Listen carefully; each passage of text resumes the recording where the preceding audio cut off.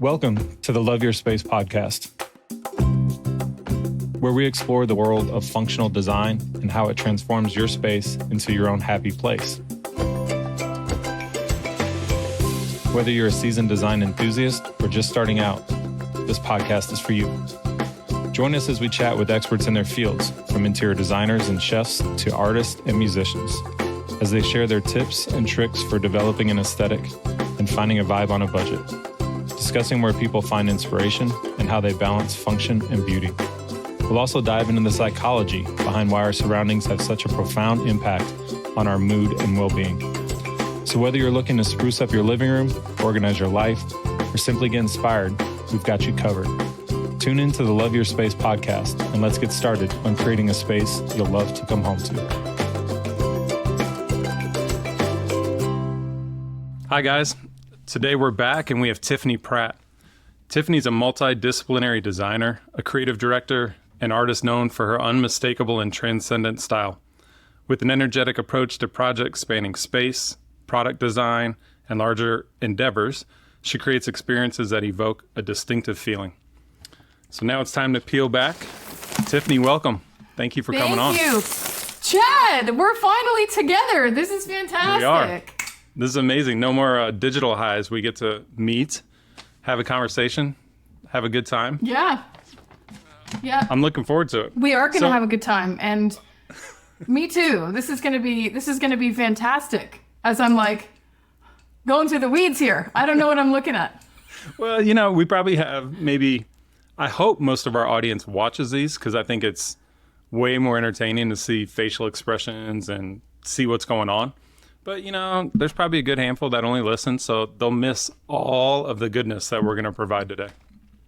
Yeah, I think getting a sense of somebody, certainly you can hear the tone of their voice, you can hear the content of their words that they speak, but when you get to watch someone and, just see their eyes, or like we were talking about earlier, the way that they dress, in their Steve Jobs black t-shirt, they get a sense of the character, which is fantastic. Yeah, I couldn't agree more. So briefly, if you could, before we get started with some even more fun questions, can you just give the audience a little overview? Who is Tiffany? Fill us in. Absolutely. Yeah, I started just creating. I don't really know when I decided to go into any big creative career, because I think it's always who I've ever been. I came out of the womb like this, is what I'm trying to say. I've always loved materials, seeing what I could touch, stretch limits, modify, clothes, environments, paint, hair. And so all my life, I've always been really interested in creative discovery. And that's taken me through so many different places in my life, different cities, different jobs. And then back in 2008, I hung my shingle working for myself, and I've been a self-employed creative ever since. And my whole mandate is just to get people to see that anything is possible, that anything can be beautiful. And my work really has transcended spaces and objects and garments. It's really anything. And I creative direct tons of different things for companies. I work in interior design. I'm on television here in Canada. I have my own podcast, my own books. The whole idea is that it's all a creative experience, and I just want to jump in and try it all, because I think that's what we're here for as human beings, as creative people, is just to, do the best we can to explore what's possible and push ourselves and our limits to see what we can make. Does that answer the question? That was a fantastic answer. I think you get an A+ for that one. Okay. No, I loved it. I think I really particularly liked what you talked about being a creative, and it's your job as a creative to stretch limits and push boundaries. I think that's pretty cool. So. I think one thing that I've always felt is that we all like to title ourselves as I'm a this, I'm a that. I'm a designer, I'm a this, and I really don't like titles, because I think it's so limiting when you're trying to create something. You can be anything at any one given time, depending on what the creative project is. That's the way I look at it. So totally. Yeah. No, I love that. Too many people get pigeonholed for sure. So you've busted through those so that you can work in everything from books, podcasts, TVs, interior design. I love it. That's awesome. So let me ask you this part then. Can you tell us about the journey from, you said you were a creative and a designer from the womb. What kind of got you going from like that side to TV? Did TV come first? Did design come first? Can you speak design on that at all? always has come first. Art Okay. has always come first. And yeah, of course. I think I actually have the greatest story. I was 4 years old and I told my mom I needed a pair of white walking shorts and she had to make them for me. And they needed to be a certain length and they needed to be elastic. And I wanted these white walking shorts as a little 4-year-old. And so from like little, I was imagining the things that I wanted to wear or the things I wanted to do. And painting and exploring materials and mixing colors. And I have a really creative mom who just does lots of weird things. So I was able to get my hands on strange combinations of things and learn. Sure. And from that, I was always able to parlay that desire and passion into a fashion career, into building a brand for a hair care company, into so many different things. And I, at one point, opened up my own art studio, and not as a teacher, but a facilitator for people, adults, children to come and have a creative experience that wasn't like, come here and make a frame. It was all sorts of creative stuff.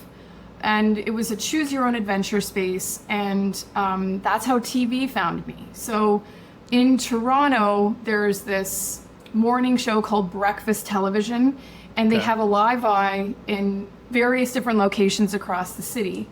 And they came in one morning and said, can you do the live eye tomorrow? Your studio's really cool. And the guy dropped out. Like, could you fill this place with people? And the rest is history. I did a live eye in my art studio here in Toronto. Awesome. And producers from television shows saw it and then called me to do, I was a special, I would say like, you know, the craft correspondent for a national show. And then after that, I was started to get set pilots for television shows. So I did a pilot, my very first show on HGTV Canada was called Buy It, Fix It, Sell It. And it was where people would go into auctions, myself and these guys, we'd haggle for goods, reimagine them, and then sell them to our clients. So that was my first big break on the screen in Canada. But I've lived in Australia, I've lived in New York for 10 years. So I've lived in different countries, so I was able to bring different experiences to Canadian television. No, that's awesome. That's really cool. I have a similar white short story. I got put in white shorts to walk to kindergarten on my first day of school, and I bawled the whole way there. So I think maybe your mom and my mom should have talked, because I had a pair, you could have had them. I did not want them. So that's my white shorts story. So that's really funny. I think we're kindred spirits, but in the opposite sense. Like, Yeah, I want maybe. what you want nothing to do with. It's like, Maybe. get me out of these things. I'm like, I need bespoke white shorts. Yeah, your white shorts were in Nebraska. You just didn't know it. So I should have sent them up to you. So we've talked about like your vibrant style and like your obviously anyone watching can see your big personality. Like, do you find it challenging to stay inspired with that, or do you just kind of like roll with it? Like what sparks you? I don't think it's challenging to be yourself. And I think that that's the thing that I always tell people. The most important thing you could do in your life is be yourself. And anything else that you do, your career, your passions, your home, your anything, your friendships, you'll have a smooth sailing world to some degree. Nothing's ever smooth sailing, but being true to yourself is the anchor. And so, you know, was I always a big personality? I think I've grown into my personality over the years because I'm confident in just who I am inside, what I like and what makes me happy. And it's not hard to keep up because it's really not an act or a ruse. It's just the person I am. I love color. I love textures. I love finding weird old vintage things, anything sparkly, and I like things to just be what they are. So, like with my appearance, I'm always got a weird lip color on. My hair is always kinky and sticking up because that's what I got. I got, wavy hair, and I don't like painting my nails because I use my hands for a living, and I always like a good statement earring from a thrift store. But of course, outside of that, inspiration is everywhere. Inspiration for me is in the trees. It's in sounds. It's in textures. It's in watching how people put their outfits together. It's in architecture. It's in books and magazines. It's in travel. It's in conversations. So often I think the best thing about design and creativity is to listen. And if you really listen to the things around you or the people you are working with, that's how the inspiration floods in, because you hear what needs to happen and then you let the sources around you kind of propel the concept. So would you say that description you just provided is kind of how you approach your creative process? Like it starts with listening to the project or the client or the space around you, and then you create from there? Yes. Yeah, I'm never the type of person that's going to, some people like looking at a floor plan and a blueprint and the AutoCAD and the technical computer, and I'm let me walk into the space. I want to feel myself walking into it. I want to know how I feel. I want to see what's around me, and so the space can kind of talk to me and tell me what's what. Yeah. And I think that's also how you create beautiful spaces or experiences, because I work in lots of commercial design, is you have to always first work on the fundamentals of a space and make sure things feel right. They are organized properly. There's a place for the things that are going where, so that when the beauty part of it comes to pass, the beauty can really be the triumphant moment, because everything that is the functional sides of the space is taken care of. And so that's why you could look at a blueprint all day long, but it's not until you've walked through the doors of somewhere where you go, oh, I don't like the swing of this door, or oh, this wall's a little tighter than I thought it was going to be, or oh, you have, for me, it's a design, creativity, creating something is a very feeling experience. Like we did that in our house I live in currently. We bought it and we started renovating right away. And I always look back on it and I'm very happy that I didn't have a million pots of dollars sitting around for me to just do the whole house at once.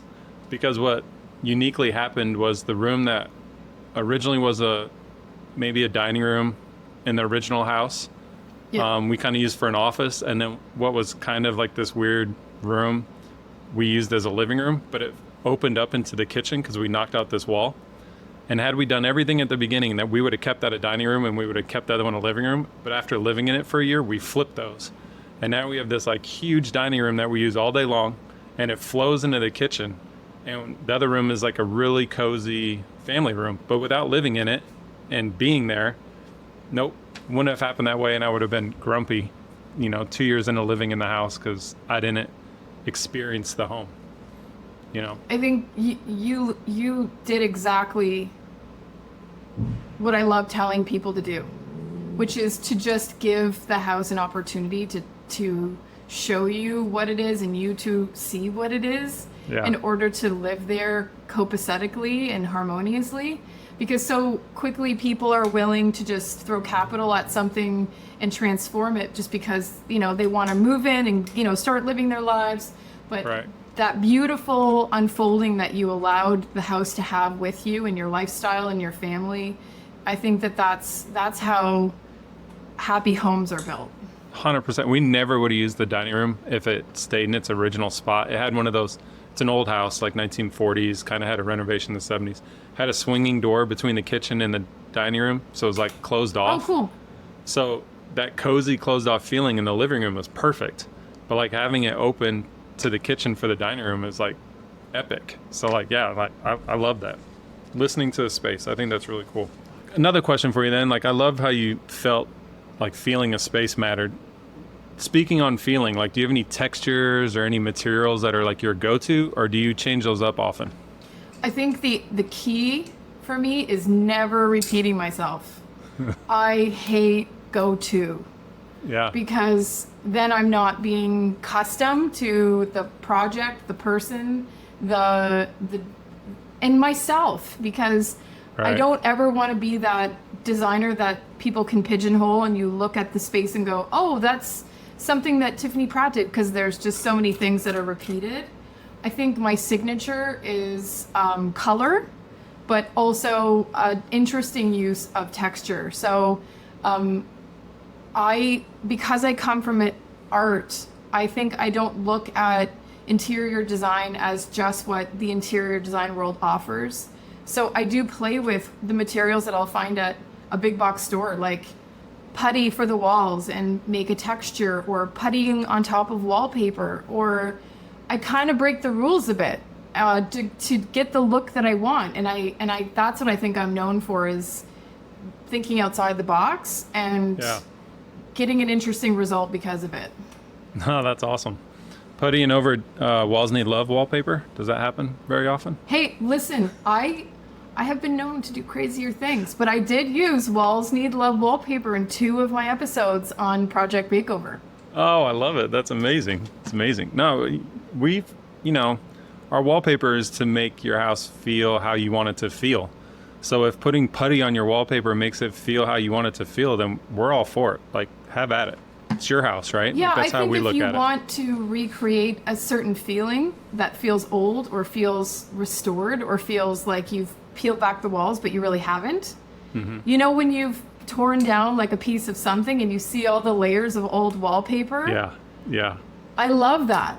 And so sometimes I love to recreate that feeling. Or also, how many samples does Walls Need Love send out? And I will have so many samples. So I'm like, why don't I just make a wall of samples? Because that's what our office looks like. It's a wall of samples. These shouldn't go to waste. Yeah, I love that. That's awesome. what I love. That's what I love. Yeah.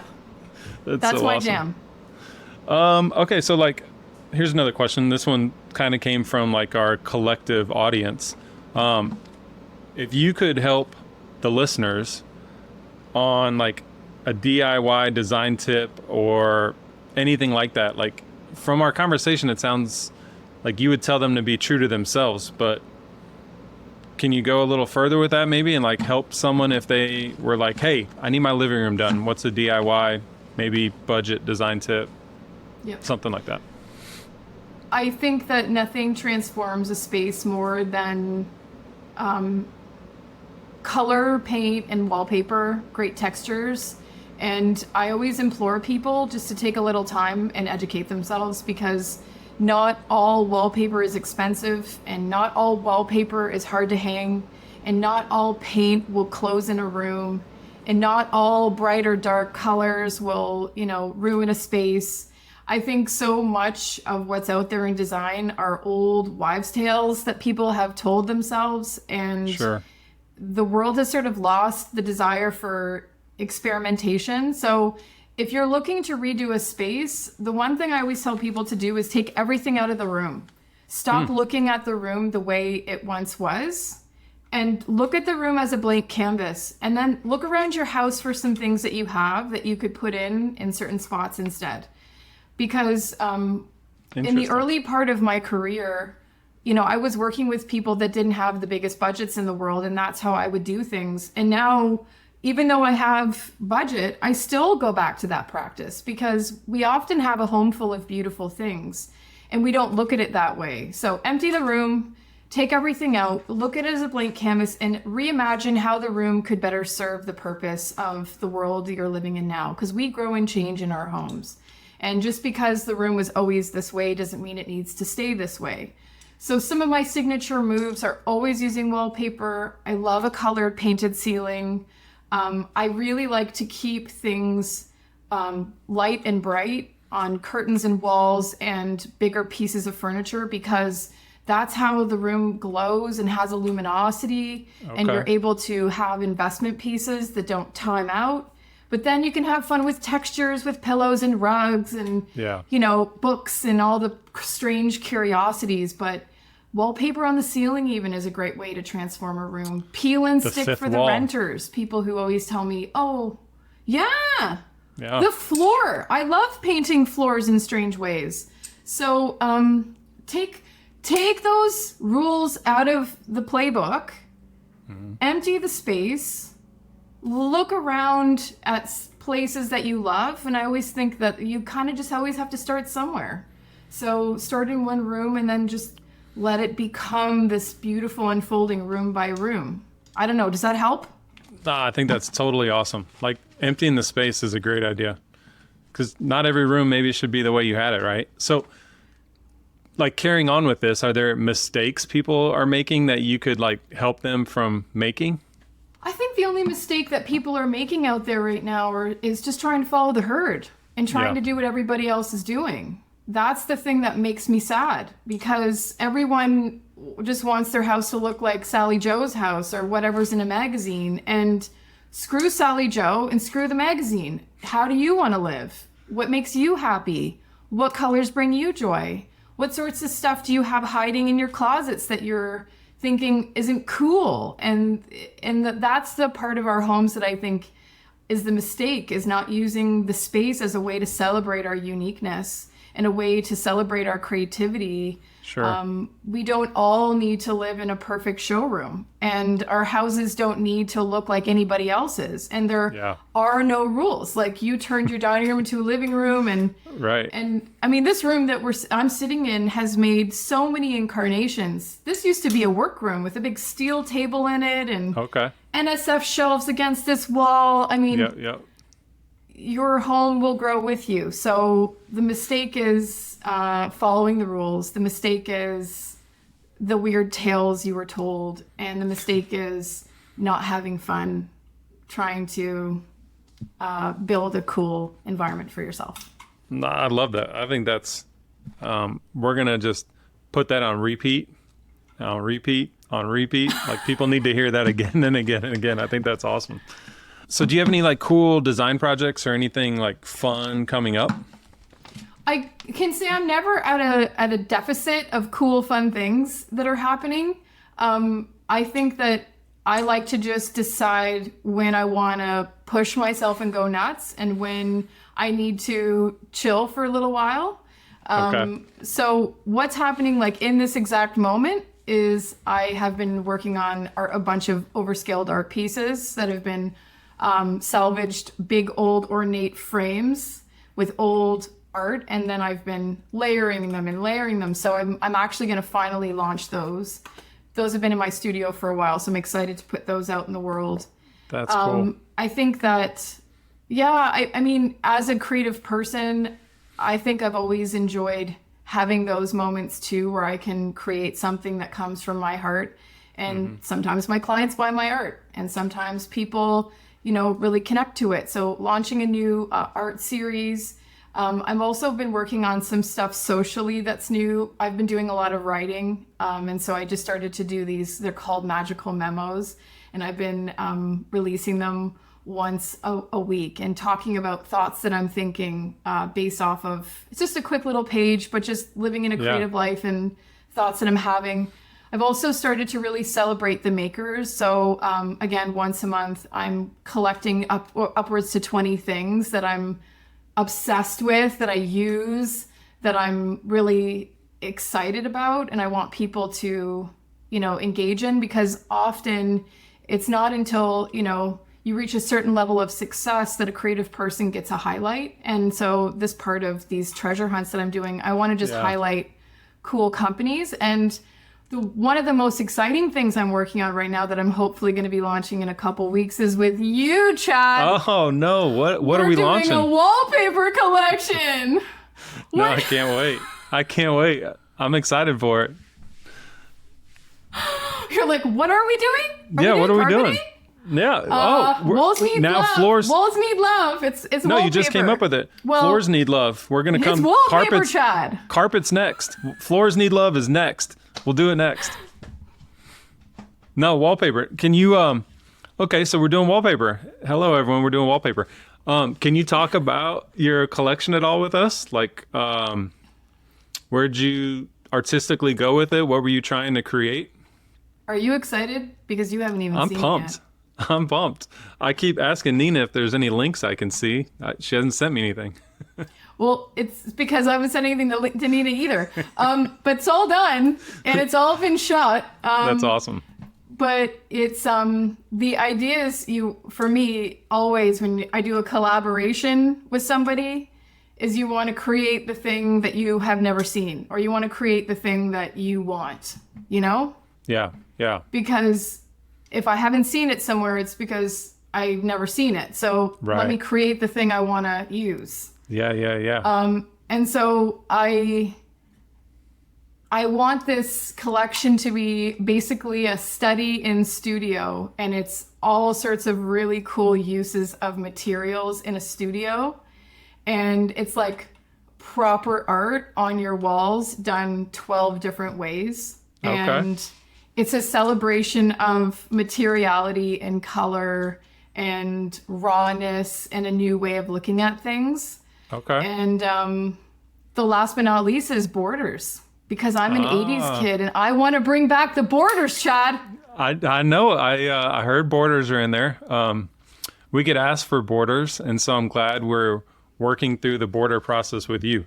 Makes it way more fun for us than if we were just trying to come up with borders on our own and work through the process. So I'm excited about that they're part. all done. Now we just got to scale them and see how they go. But okay, this will be fun. Yes, it will be fun. And I think that that's the whole idea of the collection is just like what I've been saying this whole time is I want people to look at this collection and think, oh, I don't need to hang strips of this all over my wall. I can just take a piece of it and use it as art, or I can cut it into squares and make a cool tile pattern. I think there's so many interesting ways to use wallpaper, and I would really love if this collection is a way for people to look at breaking the rules in a beautiful way.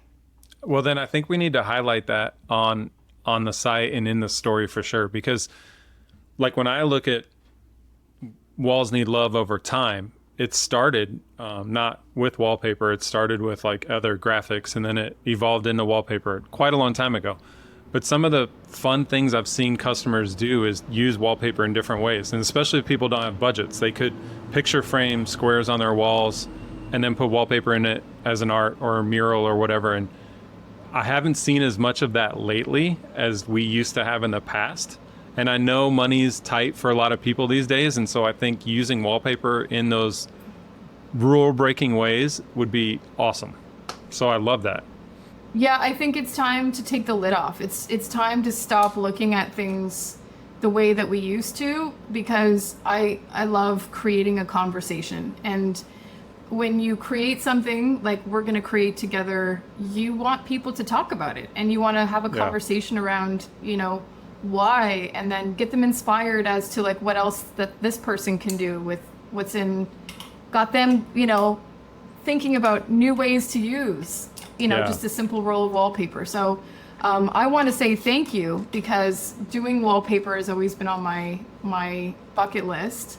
Oh, that's fun. fun. So when you guys reached out, I was so excited, and I was truly like, it's one of the highlights of my year. So I'm really excited to launch that. So amongst a bunch of other creative projects, I just want you to know my heart is so happy. And so like, I don't know, it feels like it's going to be like the highlight. And my birthday's in a couple weeks, and I think we could launch it around my birthday. I think that sounds like a great plan. Do you have birthday cake wallpaper too? Maybe we could, never mind. We'll worry about that later.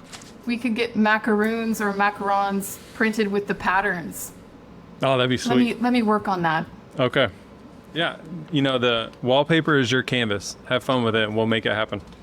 Cool.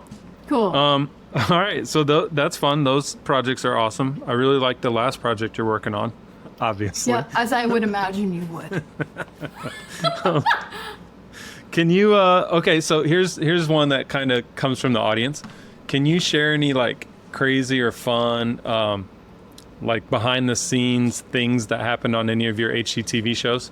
Like it didn't make TV, but it didn't because it was crazy and funny or broken. I don't know.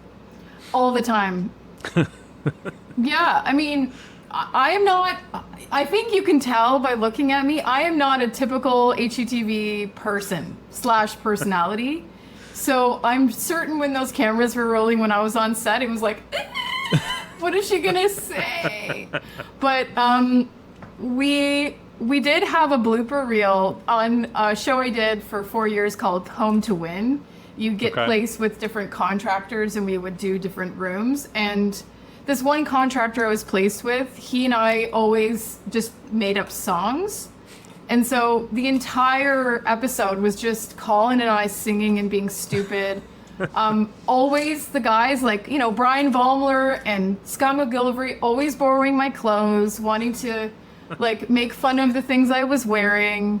There's tons of outtakes of people making fun of my hair, my clothes, the way I talk. I think it's so fun to put a whole bunch of different people who are used to doing things their own way in a room, big personalities that run their own thing, and just see how they work together. But I would say certainly I think the way I would look at it is if you were in a florist shop, I would be like the weird bird of paradise in the bucket that people weren't really sure what to do with, but they thought it was cool. All right, that's fair. That's fair. I know some other folks in TV and have dabbled myself, so I know how crazy it gets behind the scenes. So people always ask those questions all the time. So like one more quick one here, and then we're gonna go I think the behind the scenes is always. Sorry. Go ahead. No, you're good. No, I was just going to say, I think behind the scenes is just behind the scenes. It's just like in an office, like at where you work. Yeah. You have those days where you're all just, you know, high on something and got the giggles and stupid. And then you have other days where you just get the job done. And so, you know, just like any other workplace, except this workplace, people get to see. But, you know, every day you go in and to some degree you get the job done. So that's all I was going to say. TV, we're just like everybody else. No, I love that. I think that's great. So, Tiffany, the last thing everyone kind of wants to know is like where you're going. What's next for you? Aspirations? What can you share with us? I think that everything has to do with bigger, better, faster, stronger, but in the being kinder to myself way, but also being kinder to the planet way. And using natural resources like color to really enhance our lives. You like color, huh? So just a little bit, Chad. Just a little bit. No, I love that. Now, you did mention something about a commercial space, though. You'd like to get your hands on. Yeah, I love commercial spaces because people are willing to be more experiential, and anyone that's building a commercial space, the more interesting, strange, beautiful, and over the top it is, the more people talk about it. So that's always been my sweet spot, is working on commercial spaces. And I just want to keep doing bigger ones and bigger ones. Like if I could do a hotel or, I don't know, something that really gives me an opportunity to go extremely big. That would be fantastic. Well, you should keep Walls Need Love in mind when you get there, because those are some of our favorite projects. Like we've had, everyone thinks of wallpaper as just like put it on a wall. We've had some crazy asks and they've turned out awesome. And no one would think it's wallpaper. Don't you think that I'm doing a wallpaper collection with you not to use it? I know, I agree. But the commercial ones like are always the most far-fetched asks to us, if that makes sense. But they always turn out like the absolute best. Most people think we just print on a roll or print on panels and send them to you. Like we've been asked to make unique sizes and do all this crazy stuff with it, and it totally changes the space. And I think the thing that happens with commercial spaces when somebody would ask you is to really change up or really play with the materiality of like, can this be thicker? Can this be textured? Can this be that? And it's amazing what you can print on. It's amazing what scale can do. I'm gonna be gum on your shoe, Chad. Don't you worry. All right, we're gonna become besties. I can't wait. We're gonna be besties. I love it. We'll have those little bracelets with the little hearts. I can't wait. You know, with the half little broken heart. Yeah, and then like you'll have the one heart and I'll have the other. Well, like the Barbie bracelets. We kind of go together. Like your color, I'm just black. Like it's perfect. Like you complement each other. Yin and yang. There we go. I love it. Yin and yang. I love it. Yin and yang. All right. So we usually keep this like a complete secret from anyone that comes on. And it's our next segment, and it's called It's Time to See What Sticks. So I'm just going to ask you some random questions, just first thing that pops in your mind. We're going to learn a little bit more about you. Yep, I love it. I'm so excited. So you were Bring it on! you were on food shows, right? Like that did happen. Yes. So this isn't like an outlandish question. Like, what's the weirdest thing you've ever eaten? Ooh, I'm a picky ass eater, so I do not just put anything in my mouth. And even Steve, who was my colleague, he was so pissed all the time trying to get me to eat things and I wouldn't touch it. So, to be honest with you, no strange things enter this territory. I gotcha. Okay. I try to keep it like, what's in it? Yeah. You know, I'm boring as hell with that. But I will say on the road, what do I eat that's like my go-to? That works. I love tacos. Oh, okay, I'm obsessed with tacos. If that's my mainstay. Okay. A chicken Caesar salad. Sometimes Steve would make me my own little chocolate mousse, which I love. I love a good diner. Okay. I don't know if that helps you. It's not exciting. That's good. No, they don't have to be exciting. You know, we're just trying to learn a little bit more about Tiffany here. Mine's pizza. Yeah. Like if I was on that island, give me pizza all day. Everyone's probably tired of hearing about it. Chad, no. Pizza is my soul food, but pizza hurts me because I get myself so sick on it. Yeah, it hurts me too. That it hurts me. And then my stomach gets all jacked up and then I put the fucking hot peppers on it. Like, it's so bad. So I could 100% be on the pizza train with you, but it hurts. I get it. And I'm a girl, you know, my pants have to fit. Well, I'm on the taco train too, so see, we're going together still. We'll be fine. So if you had to live in a different country for a year, where would you go? Oh, Bali, Hawaii, India, Thailand, somewhere in California. That is a country. I love saltwater. It's its own country, so that was a good answer. California. That was a good answer. Yeah. It's its own country. Sorry. No, you're USA. No. But- I mean that as California's like on its own island. Like it was a perfect answer. Like I love it. Okay, good. Because I was like, I hope I didn't. No, I hope I don't miss. miss. You know, we No. might have to cut it just because I have customers in California. But I truly mean that. Like it's on its own island, kind of. You know? Yeah, I think it's on its own timeline too. But that's not to say I don't love California, but of those other places, I think that definitely getting somewhere where there's a different culture, different color story, I just love learning and being. So yeah, Bali, Hawaii, India. Well, That's and a where lot I'm of at. those places you mentioned kind of have like their own time. Like I used to have a place in Costa Rica, and when we would go, time was way different. Like it wasn't the hustle and bustle, Yes. right? It was like, no, That's right. you can do it tomorrow. No worry. That's You right. know, I love that. And a lot of these places, specifically India and Bali, have makers and people who Yes. create Yeah. things. And I would just be in heaven Yeah. with them, like seeing what we could make, what's possible. I mean, Yeah. so yeah, I could talk about this for a I long think time. that should be your, but that's your what I next would do. show, The Makers, and go around and do that. Okay, I've already pitched this, Well, Chad. there we You go. son of a beastie.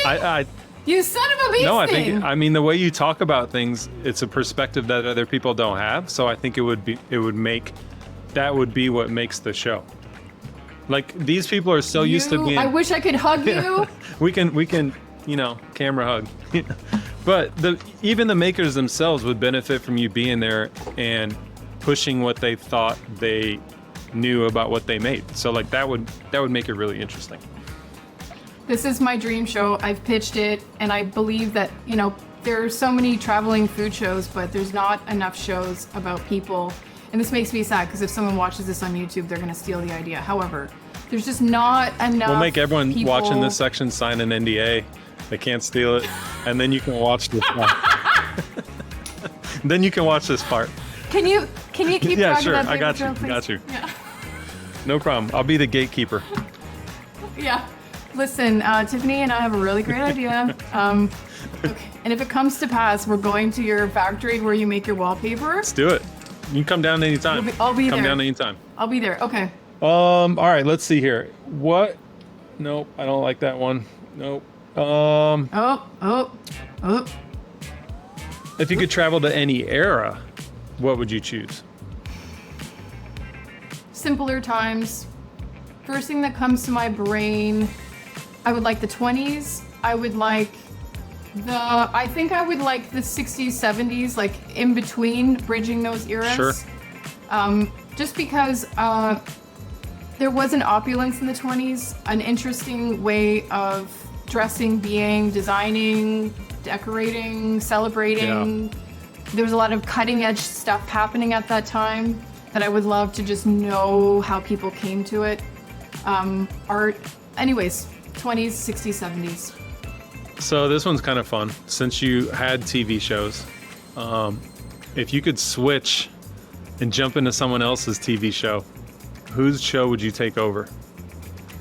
Oh, shit. Whose show would I take over? You get to remake their show, like for a day. Like who are you going to take over?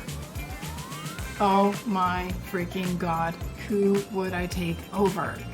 I would want to take over some dude's show that's just, like, it could be any one of the dudes. Mike Holmes, it could be, Brian Bondler. Yep. One of those dudes that's just so stodgy and has their little ways, and they're so particular.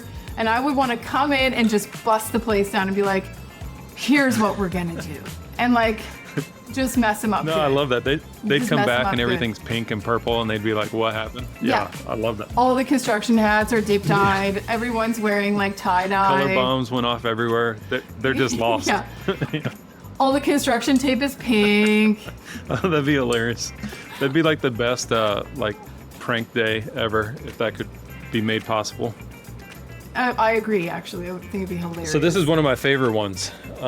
Would you rather be able to talk to animals or speak every human language fluently? Ooh, definitely. 100%. I mean, like, I like animals more than people, so let's talk to them for a little while. Let them tell us how bad we're messing things up. My wiener dog is sleeping on my lap right now. I love it. We got a guest. Here, we got another guest. I'm going to show you our secret guest. Hi. This is Hi, Poppy. It's great to meet you too. Poppy, the magical wiener.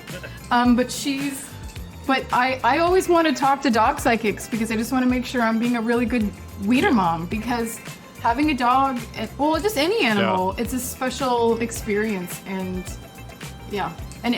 just to be able to go anywhere and know what animals are thinking. They're so pure of heart and they're so unconditional that I think I would want to know what that language is. We just actually rescued 2 bunnies. They showed up, they're domestic bunnies. One showed up in our front yard, and we found out that... What color are they? White. We found out that they were probably dropped at this park nearby, and someone found the boy, and then the girl made her way to our yard. And so we have bunnies now. So I'm with you. Like, had to save them.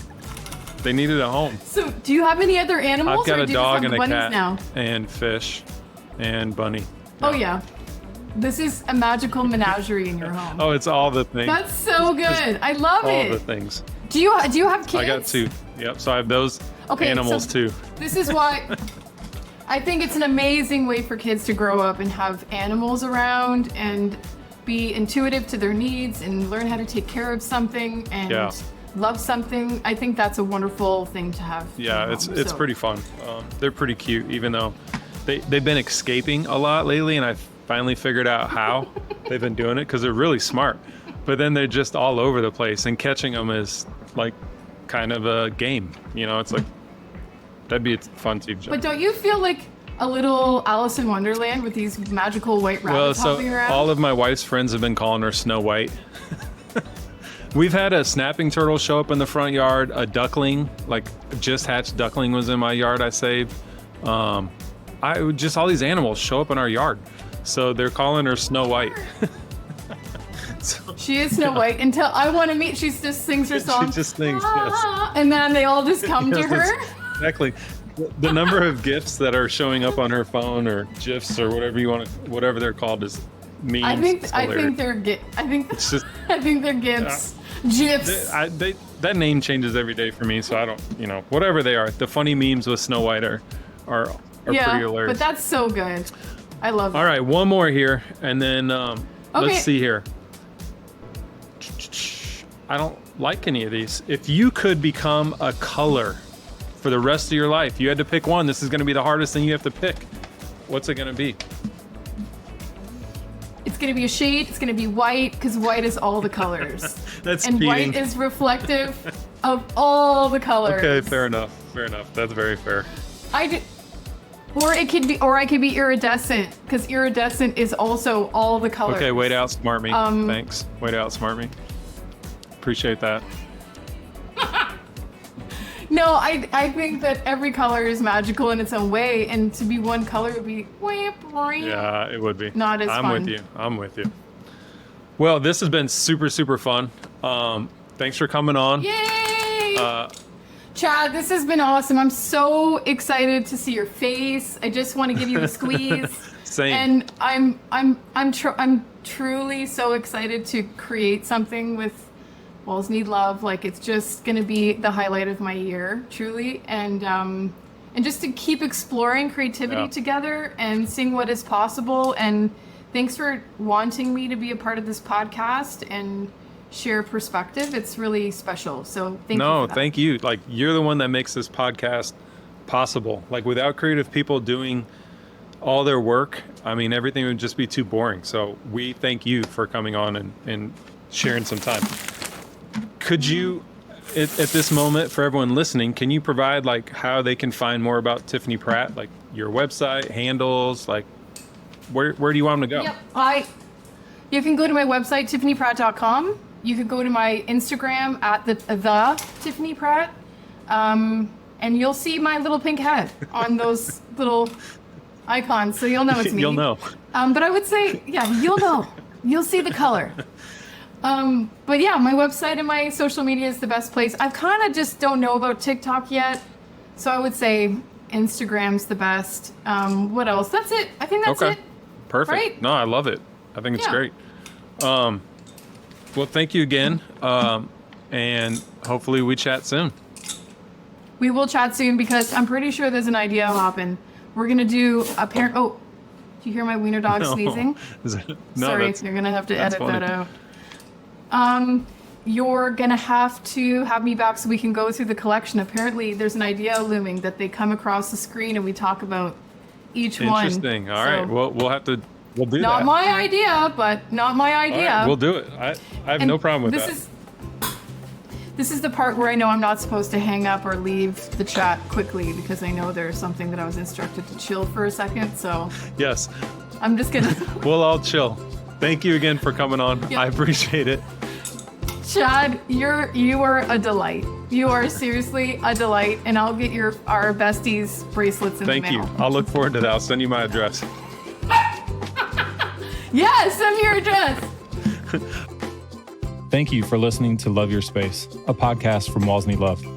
Please like and subscribe wherever you podcast, and follow us on socials at Walls Need Love, or stop by and say hello at wallsneedlove.com.